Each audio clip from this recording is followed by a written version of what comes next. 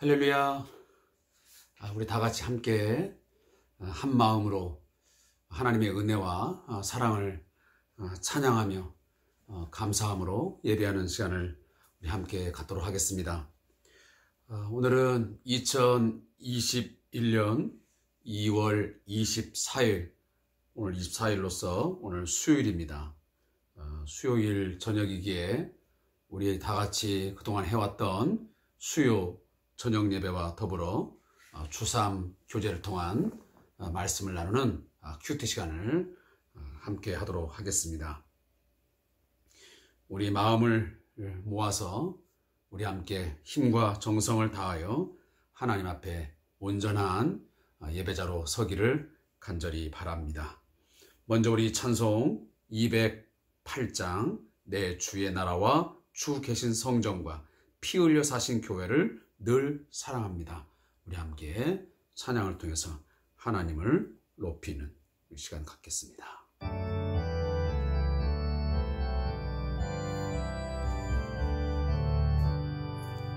내 주의 나라와 주 계신 성전과 피 흘려 사신 교회를 늘 사랑합니다. 내 주의 교회는 천상과 같아서 눈동자 같이 아끼사 늘 보호하시네. 이 교회 위하여 눈물과 기도로 내 생명 다하기까지 늘 봉사합니다.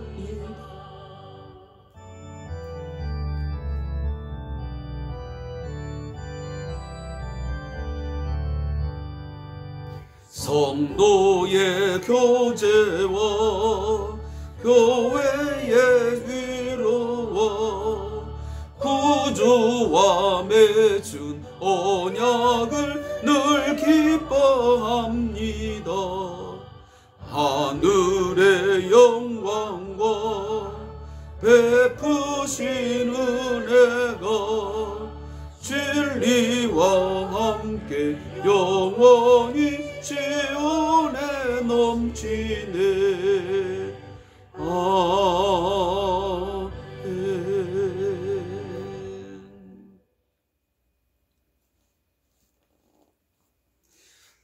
찬양의 반주가 우리가 그 라이브로 반주를 하면서 하면 좀 더 우리가 여유롭게 찬양을 할 터인데 이게 디지털 방식으로 이렇게 하다 보니까 박자를 쫓아가기가 굉장히 좀 어려운 부분이 있었습니다.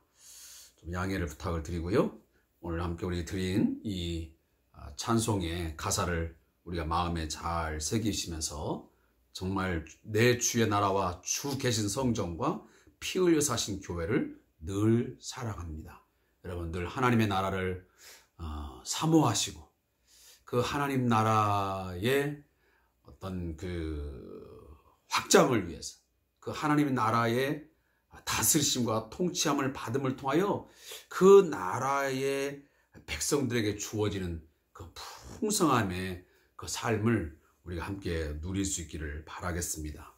그리고 우리가 함께 속해 있는 주님의 몸된 교회 공동체 늘 사랑하시고 그 공동체가 건강하게 성령 안에서 든든히 평안하게 서 갈 수 있도록 눈물과 기도로 그렇게 섬겨가는 저와 여러분 되시기를 다시 한번 주의 이름으로 부탁합니다.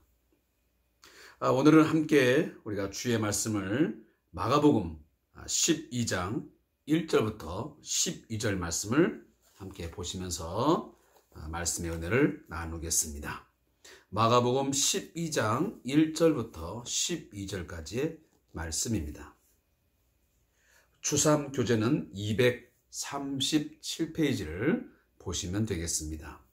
그리고 우리 성경책은 신약성경 74 페이지부터 75페이지까지 읽어 나가도록 하겠습니다. 마가복음 12장 1절부터 12절 우리 다 같이 함께 말씀을 합독하겠습니다.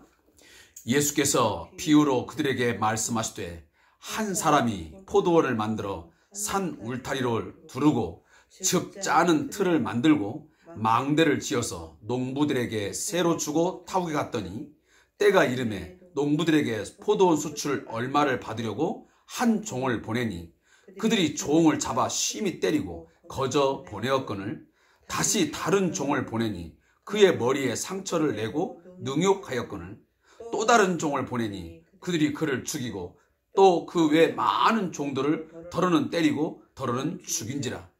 이제 한 사람이 남았으니 곧 그가 사랑하는 아들이라.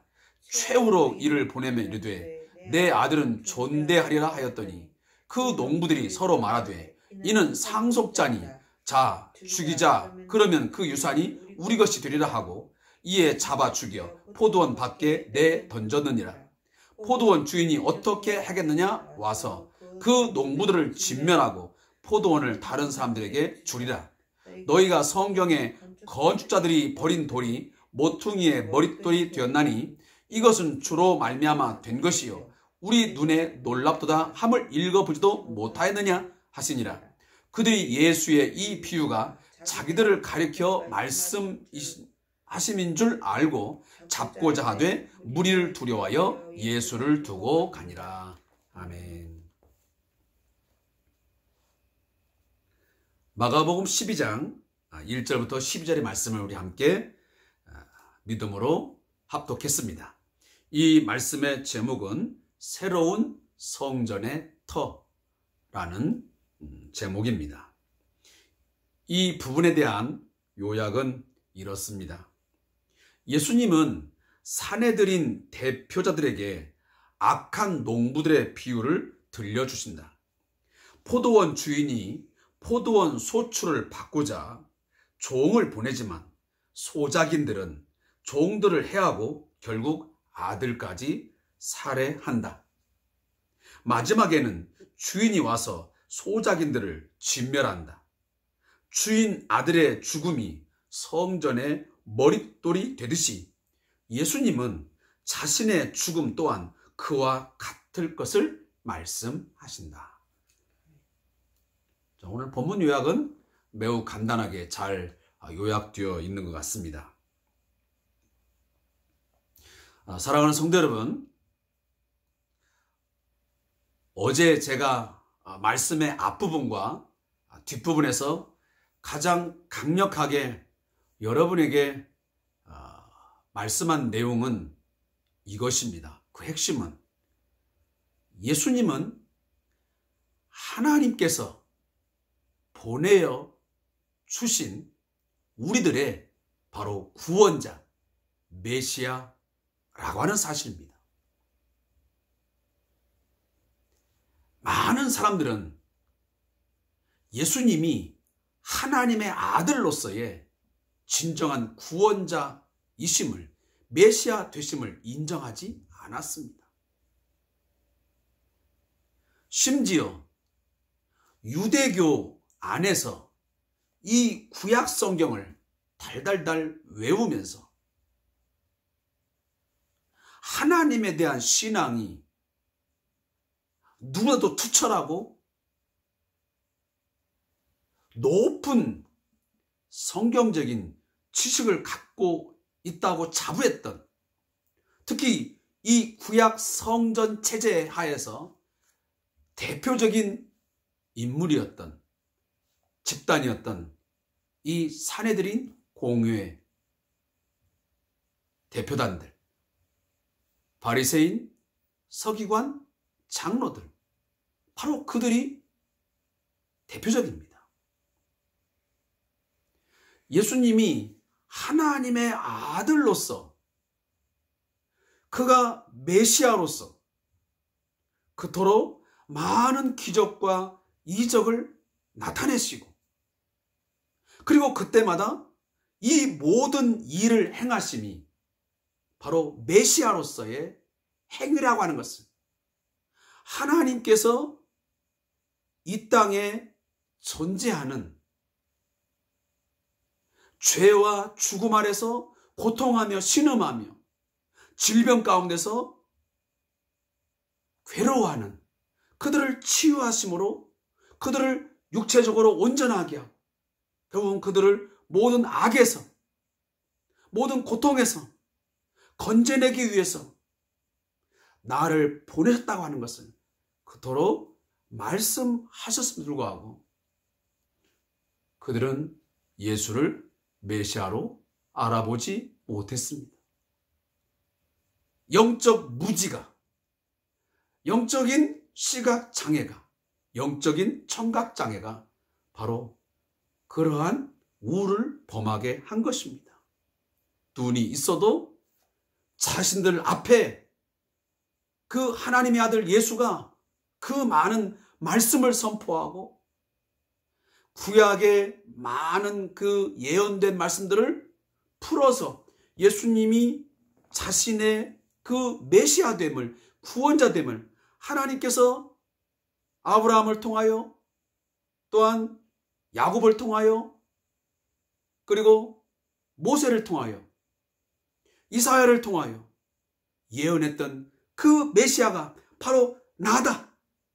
내가 바로 그 하나님께서 보내시겠다고 약속된 그 메시아라고 그렇게 말씀을 강력하게 선포해도 또 그 행위를 구체적으로 보여주시면서 어떤 시각적인 어떤 행위를 통해서 보여줌에도 불구하고 그들은 전혀 예수님의 권위를 그의 메시아로서의 그 권위를 인정하지 않았다고 하는 것입니다.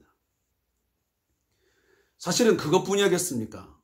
그 이후에 우리 초대교회도 보면 그 이후에 근세사를 보고 현대사를 보아도 교회사에 보면 예수님을 단순히 해방신학자들은 예수는 하나의 민족주의자로서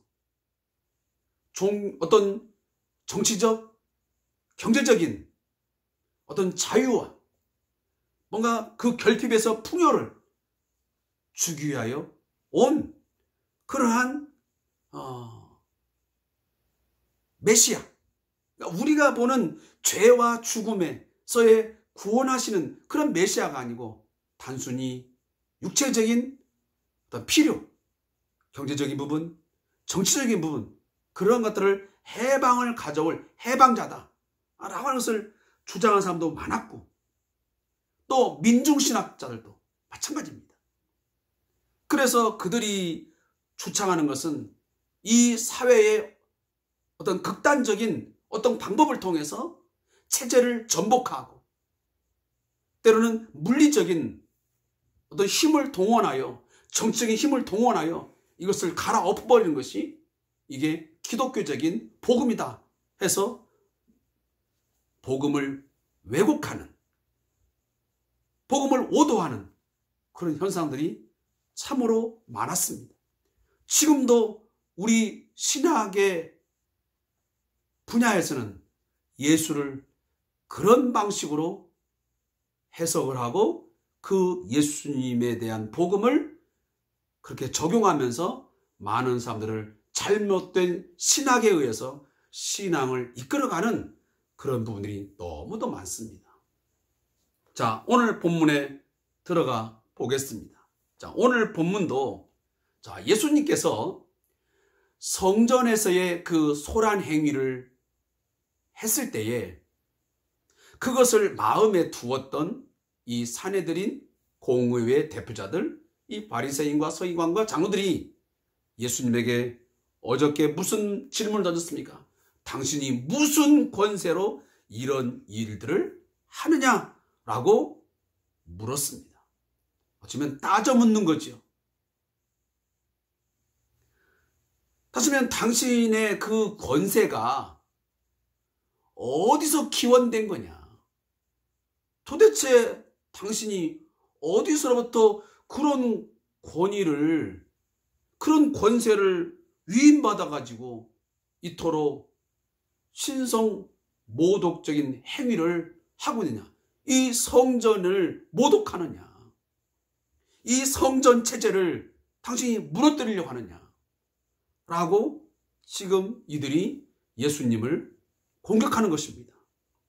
자, 거기에 대해서 제일 첫 번째 답이 뭐였냐면 예수님은 우회적으로 세례 요한의 세례가 하늘로부터냐 사람으로부터냐 라고 하는 것을 예수님이 역 질문을 던졌던 것을 우리가 어저께 함께 살펴보았습니다. 자, 오늘은 이 세례 요한에 관련된 세례에 대한 질문을 한 뒤에 예수님은 또다시 오늘 즉답은 피했지만 또 다른 비유를 통해서 예수님이 이 성전에서의 이 소란 행위, 그 메시아로서 하나님의 아들로서 행한 그 성전의 회파, 그 성전을 다 둘러엎으시고 하는 그 일들을 행하신 그 행동이 어디에서 기원됐는지, 왜 그렇게 할 수밖에 없었는지를 오늘 이 포도원 비유를 통해서 악한 이 그 농부의 비유를 통해서 오늘 입장을 밝히고 있습니다. 자, 그러면 1절에 우리가 보겠습니다. 1절에 보면 예수께서 비유로 그들에게 말씀하시되 한 사람이 포도원을 만들어 산 울타리로 두르고 즙 짜는 틀을 만들고 망대를 지어서 농부들에게 새로 주고 타고 갔더니 때가 이르매 농부들에게 포도원 수출 얼마를 받으려고 한 종을 보내니 라고 나옵니다. 자, 여기에 지금 등장하는 인물들이 있습니다. 그리고 어떤 장소가 있습니다. 자, 이것이 굉장히 중요합니다. 먼저 포도원은 무엇을 상징합니까? 바로 이스라엘을 상징하는 것입니다. 하나님의 영광을 드러내고 하나님의 존재를 세상에게 알리라고, 이방의 빛의 역할을 감당하라고 만들어주신 포도원 같은 존재가 바로 이스라엘이었습니다. 그래서 바로 포도원은 이스라엘을 의미하고요. 두 번째는 이 포도원을 가진, 다시 말하면 소유주는 누구냐? 포도원의 주인이 누구냐? 바로 하나님을 일컫는 것입니다. 좀 더 굳이 말하면 성부 하나님을 지칭하는 것이겠죠. 그리고 다음에 또 하나가 한 명 나오면 여기 있는 보면 종이 나옵니다. 종. 그러면 여기서 나오는 종들은 누구냐? 이것은 하나님께서 보내신 선지자들을 의미합니다. 마지막 세례 요한까지를 우리는 선자로 볼 수 있게 되겠습니다. 구약에부터 예수님 오시기 전에 예수님이 물론 활동하실 때 그 당시까지만 세례 요한까지를 여기에 나와 있는 다시 말하면 종들을 의미하는 것입니다. 그러면 마지막으로 농부들은 누구냐? 농부들은 바로 사내들인을 대표하는 이 사람들입니다. 굳이 말하면 바리새인, 서기관, 그리고 장로들을 의미하겠죠. 자, 이것을 우리가 머릿속에 우리가 좀 인지를 하고 이 본문을 함께 들어가 보겠습니다. 자, 하나님께서는 이스라엘이라고 하는 포도원을 만드시고 멀리 타국으로 가신 후에 자, 농부들에게 이것을 맡겼습니다. 이 포도원을 잘 경작을 해서 좋은 아주 극상품의 포도를 나에게 소출을 거두어서 달라고 맡겨놓고 떠난 것입니다. 그리고서 때가 되면 이제 소출이 얻을 때가 되어서 종들을 보내게 되는 것입니다.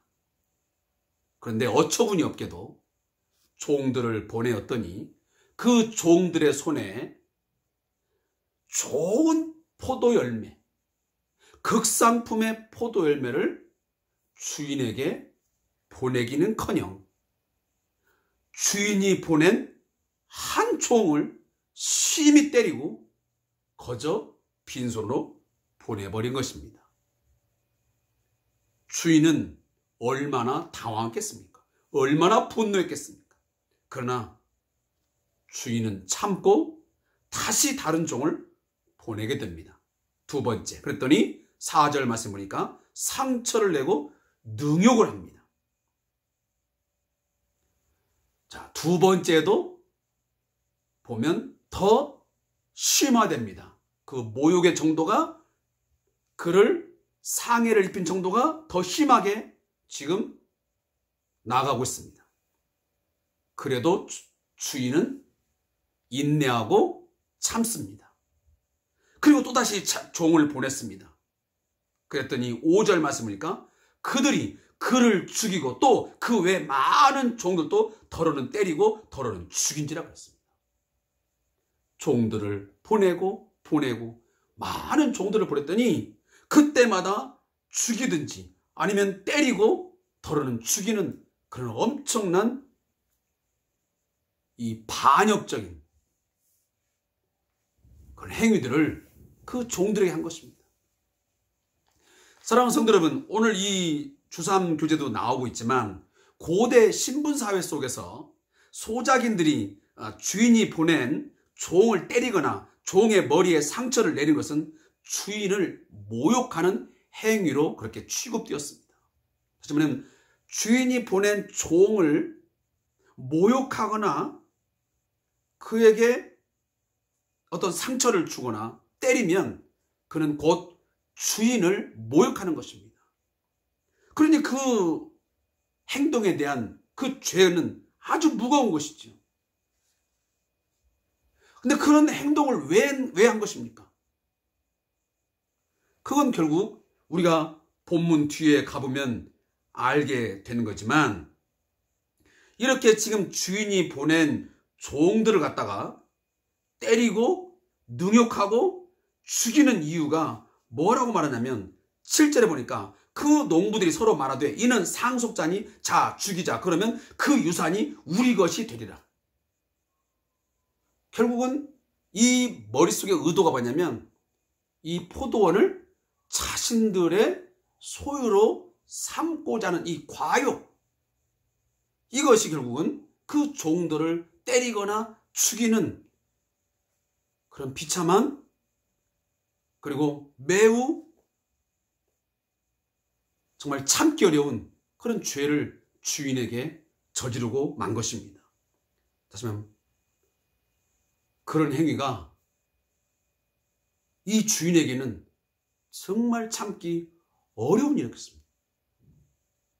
자, 이것은 좀 이따 우리 좀 나올 수도 있겠지만, 주인이 종들을 보내들고 가고 끊임없이 때리고 죽이고 하면서 또 참잖아. 이런 것은 결국은 하나님께서 그 선자들을 계속적으로 보내셨지만 그 선자들을 죽이고 때리고 옥에 가두고 그런 일이 구약에 많이 나오지 않습니까? 그런 것들은 바로 하나님의 오래 참으심, 하나님의 인내하심, 이런 것들을 오늘 이 성경이 우리에게 말씀하고 있는 것입니다. 자, 그리고 더 중요한 것은 뭐냐면, 자, 종들을 지속적으로 주인이 보내게 됩니다. 근데 마지막에 최후의 수단으로 이 주인이 한 카드를 내밀어 보입니다. 그것이 6절에 보니까 이제 한 사람이 남았으니 곧 그가 사랑하는 아들이라 최후로 이를 보내며 이르되 내 아들은 존대하리라 하였더니 그랬습니다. 자, 선자들을 계속 보냈는데 그 주인이 무엇을 원하는지, 그 주인의 뜻이 무엇인지를 알리기 위해서 종들을 보냈더니 다 그렇게 죽이거나 때린 겁니다. 그러니까 마지막 한 장의 히든 카드를 보였는 것은 바로 자기 아들을 보내는 것이었습니다. 그러면서 주인의 마음속에 그래, 그래도 종들은 죽였지만, 종들은 때리고 모욕했지만, 그들을 능욕했지만, 그래도 내 아들만큼은, 내 사랑하는 아들만큼은 존대하겠지. 설령 그렇게 대우하진 않겠지 라는 큰 기대감 속에서 아들을 보낸 것입니다. 그런데 그 기대는 여지없이 무너졌습니다. 그리고 그들이 하는 말이 이 아들은 상속자니 그 주인의 재산을 바로 물려받을 상속자니 이를 죽여버리자. 그렇게 하면 이 유산이 다 우리 될 것이다. 그래서 결국은 잡아 죽여서 포도원 밖에 던졌느니라고 했습니다. 자, 이 그림은, 이 지금 이야기의 모든 내용은 바로 예수님에게 적용되는 아주 중요한 말씀입니다. 여기 나오는 이 사랑하는 아들이라는 것은 바로 예수님 자신을 의미합니다. 왜냐하면 예수님께서 세례 요한에게 세례를 받으시고 요단강에서 올라올 때 하늘에서 음성이 나기를 이는 내 사랑하는 아들이요 그랬습니다. 그리고 또 한 번 우리가 생각나지요.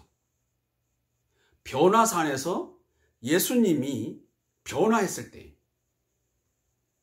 그때 모세와 엘리야 그리고 예수님의 모습이 보일 때에 그때 음성이 또 무슨 음성이었습니까? 이는 내 사랑하는 아들이다. 이의 말을 들으라 라는 메시지 생각나죠. 바로 여기 나오는 그가 사랑하는 아들, 여기 사랑하는 말은 바로 예수님 자신에게 적용되는 이 메시아적 이름이었습니다. 그래서 우리가 다니엘서나 사무엘하 이런 데 보면 이 예수 그리스도의 메시아 되신 하나님의 아들로서 이 세상에 구원할 구원자로 보내시는 그 아들을 지칭할 때 그 사람의 아들, 사랑하는 아들이라는 표현을 반드시 사용하는 것입니다. 근데 그 아들을 어떻게 죽였습니까? 죽여서 어떻게 합니까? 포도원 밖에 던져버렸습니다.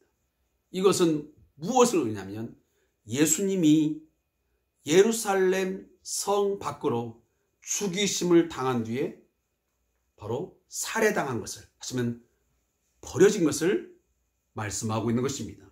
이것은 요한복음 19장 17절과 히브리서 13장 12절과 13절 말씀을 보면 분명하게 말씀하고 있습니다.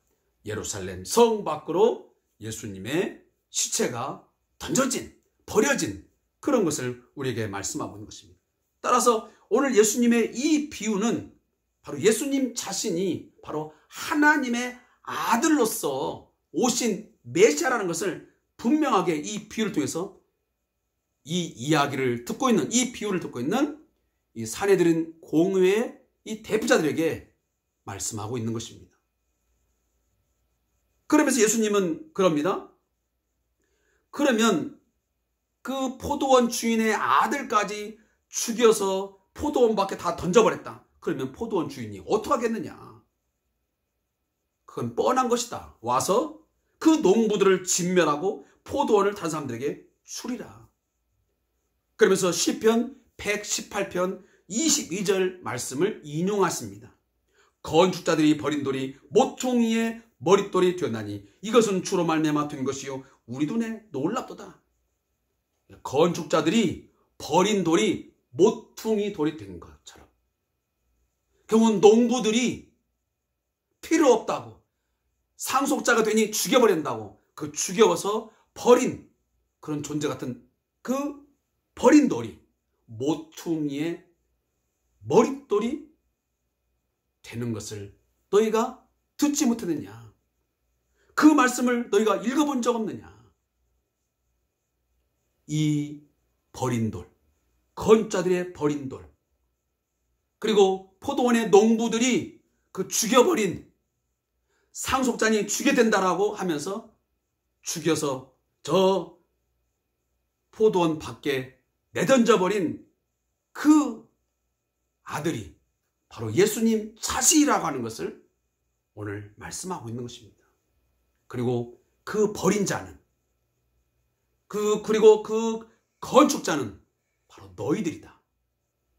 바로 유대교고 그 유대교를 대표하는 바로 너희들이 그 존재다라는 것을 예수님이 이 비유를 통해서 말씀하는 거예요. 이때는 이들이 얼마나 참 지혜가 있는지 예수의 이 비유가 자기들을 가리켜 말씀하신 줄 알고 잡고자 하되 그랬습니다. 다른 때는 예수님의 비유를 말해도 알아듣지 못하더니 이때만큼은 예수님의 이 비유가 아하, 여기 농부는 우리들을 가리키는 말이구나. 여기 건축자들이 버린 돌 하는 건 이 건축자는 바로 우리들을 지칭하는 거구나 하라고 깨달았습니다. 그래서 예수를 찾고자 했던 것이죠. 이거 가만둬서는 안 되겠다. 이거 지속적으로 계속 우리를 모욕하고 우리를 공격하고 그러니 이거 예수를 잡아서 반드시 죽여야지 안 되겠다라는 생각 때문에 예수를 찾고자 했지만 그 무리들이 두려워서 예수를 두고 가게 되는 그 모습이 오늘 본문에 그대로 담겨져 있습니다. 사랑하는 성도 여러분, 예수님은 오늘 본문에 나오는 것처럼 마지막에 보내어진 그 주인이 보낸 그 사랑하는 아들, 바로 아들로서 이 땅에 오셨습니다. 하나님께서 보내신 아들로서 이 땅에 오셔서 그 포도원에 소출을 거두어서 아버지께 그 주인에게 드리기 위해서 오신 존재였습니다. 그러나 그 농부들은 알아보지 못한 것이지.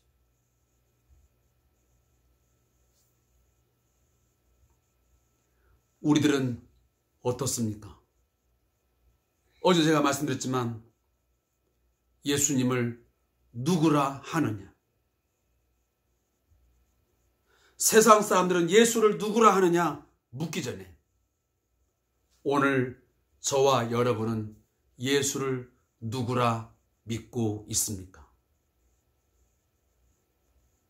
재차 말씀드리지만 우리는 사도 베드로가 신앙 고백했던 것처럼 주는 그리스도시요 살아계신 하나님의 아들이십니다 라는 고백을 반드시 하셔야 됩니다.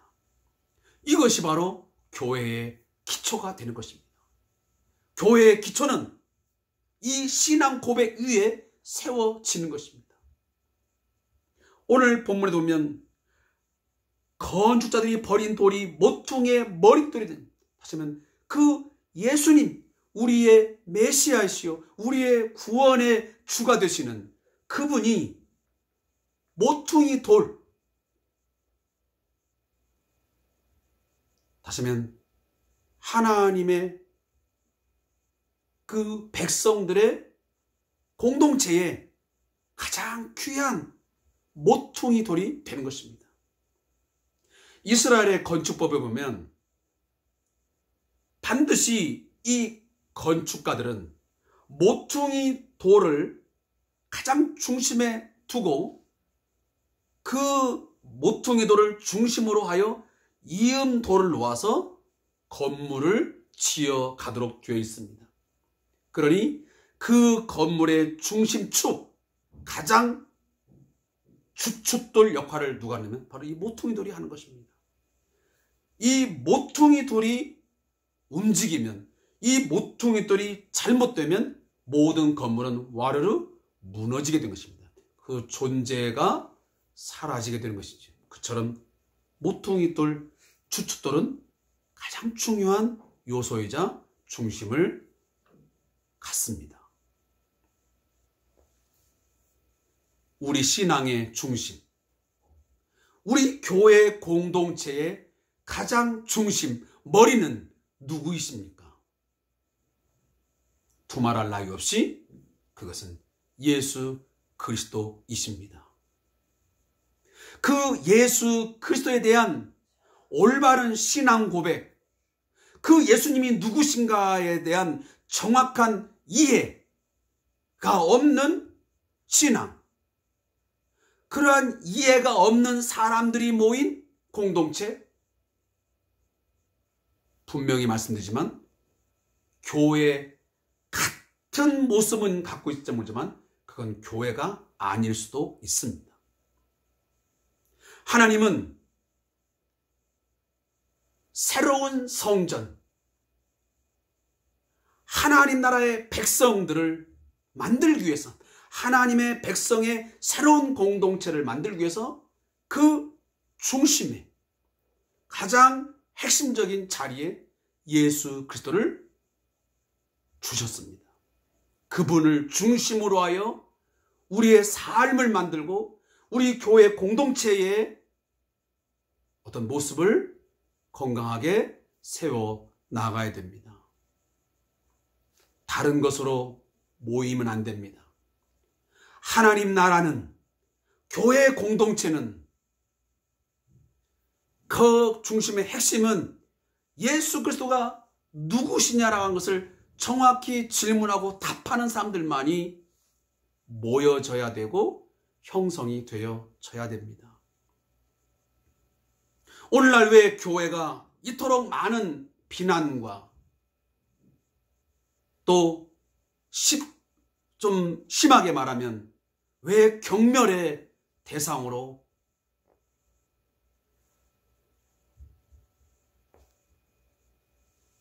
우리 사회 속에서 오르내리는 것입니까?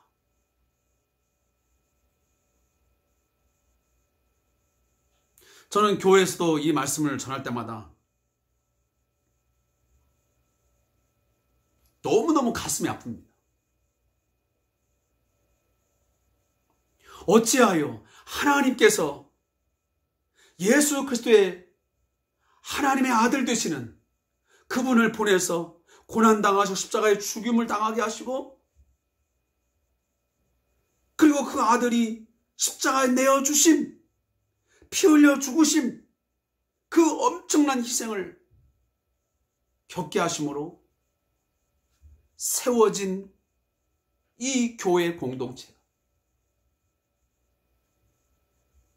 왜 오늘날 이토록 세상의 빛이 되기는커녕, 세상의 소금이 되기는커녕 이 많은 비난과 조소와 심지어 경멸의 대상으로 되어진 것일까?